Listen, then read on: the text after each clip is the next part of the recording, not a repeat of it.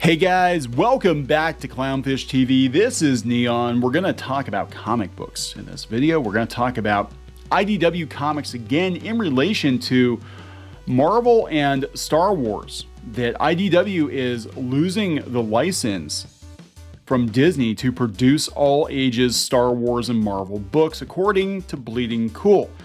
This is an interesting turn of events because there's a lot of really weird stuff going on with IDW lately.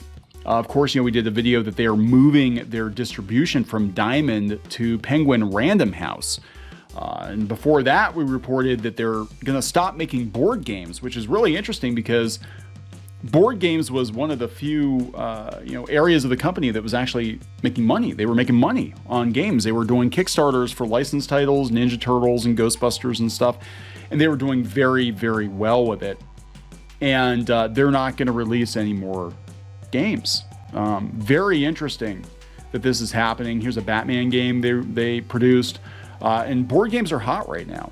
You'd think if they were going to get rid of something, they would maybe stop publishing comic books, but they're getting ready to do something now. I don't know if IDW is getting ready to sell because there's been a push to sell the company. I don't know what they're selling because they really don't have a lot of original IP. They've spent the last 10 plus years producing comic books and games based on other companies' IP. They don't have nearly as much IP as Dark Horse, but there's some weird stuff going on. They've had many rounds of layoffs. It is quarterly. It's a disaster for them. Speaking of Bleeding Cool, they've been documenting the financial disaster that is IDW. And again, they basically have been holding out for Netflix deals, for streaming deals, trying to produce IP to sell, I believe, to Hollywood, and it hasn't been working out very well for them. Now, it could be that they're getting rid of all this stuff to really focus on trying to develop their own in-house IP, because that was a huge problem. Like, hey, we want to sell the rights to, movies and TV shows and whatever, but they don't own it. They don't own any of it. And I'm going to talk a little bit about this Marvel Comics and Star Wars deal that they had going on, because we actually sort of heard about this before it happened. And I'm going to talk about that because I used to work on Disney Comics and I had connections in the Disney publishing side of things.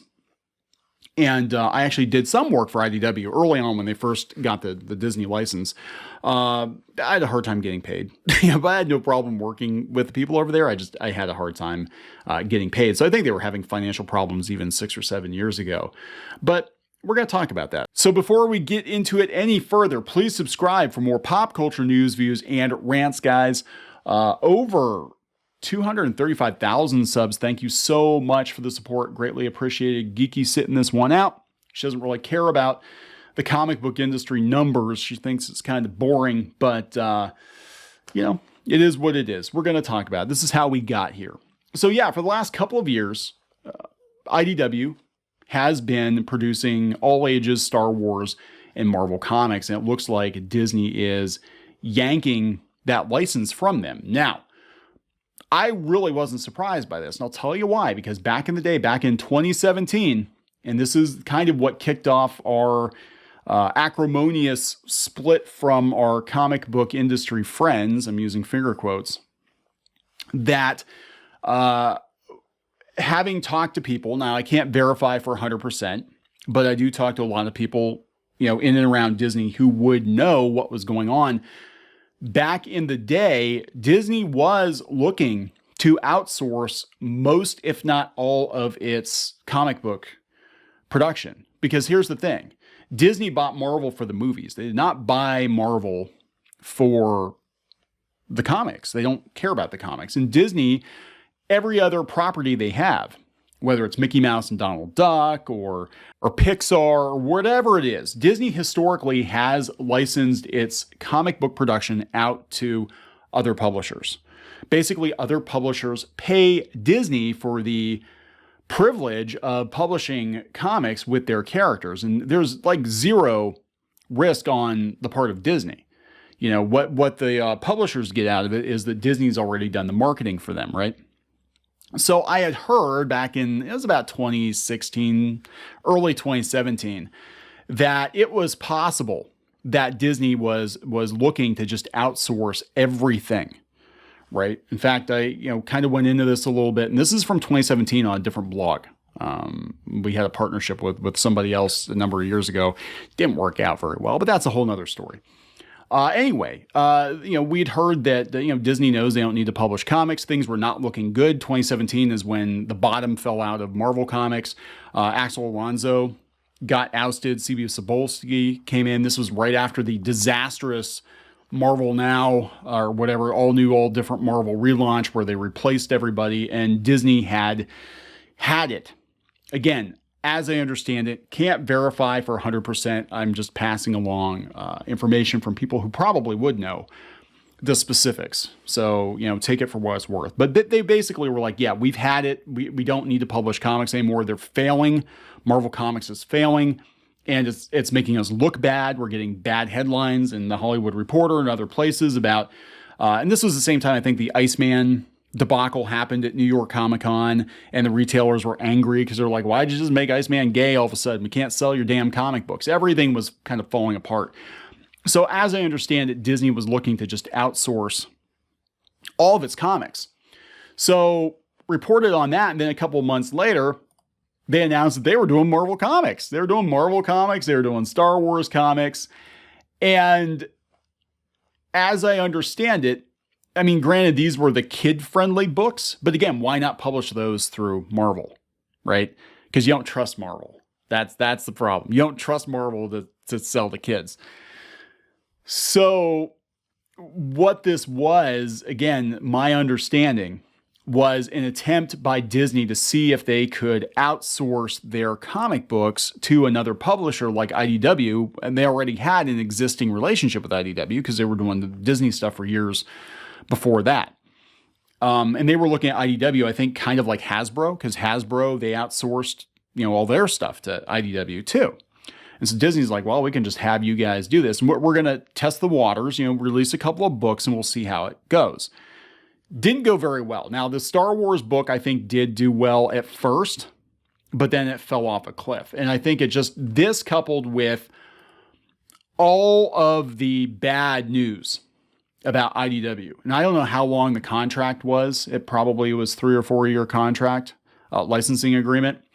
All of the bad news around IDW, I think led to them being like, Disney just being like, yep, we can't trust you. We don't know if you're going to be in business next year. So, we're out. So yeah, Bleeding Cool is reporting that they're pulling the Star Wars middle grade comics. A couple days before that, they said they're canceling the IDW Marvel Action line, which is, again, their younger reader comics, which some people said the Spider-Man book was actually pretty good. I never bothered reading it, but they said it was actually pretty good. So yeah, this is yesterday. I got to give a hat tip to CCG who sent this over. I saw something on it, but yeah, we had a conversation about this. So Star Wars time. Last week, Bleeding Cool scooped the news that Marvel Comics had pulled the IDW license for all ages Marvel Comics, known as Marvel Action, from the end of the year. We cited the upcoming expected performance of Marvel Scholastic All Ages titles as school book fairs begin to return with a vengeance as a contributory factor in the decision, but the other IDW Marvel-related license story has nothing to do with Marvel's decisions. Bleeding Cool has learned from senior source Disney Lucasfilm has withdrawn the Star Wars All Ages comic book license. I think Disney's pulling out of IDW altogether. I think maybe possibly, Scholastic might have played into it because they're going to look to, hedge their bets. But again, my understanding was that Disney was testing the waters to see if it was viable to just move everything over to another publisher, and IDW dropped the ball. That is my understanding. So IDW has been publishing an all-ages Star Wars comic for a number of years, just as Disney-owned Marvel Comics have been publishing a Star Wars comics line aimed at older audiences. Some have asked why Marvel Comics simply doesn't do both, but the current system has suited folks for a long time. Because, Rich, because they were testing the waters, they had to sign a contract, and it failed. It was a failed experiment. They cannot trust IDW. They can't trust IDW to even be in business next year, let alone trust them with all the Marvel characters. That's my understanding. So IDW's first venture into the world of Star Wars began with the release of a Star Wars edition of the Microcomic Fun Pack in 2015. Since 2017, they've been the current holders of the Star Wars Juvenile Comics license. Yeah, and they're apparently canceling Marvel Action 2. This is coming from Bounding in the Comics.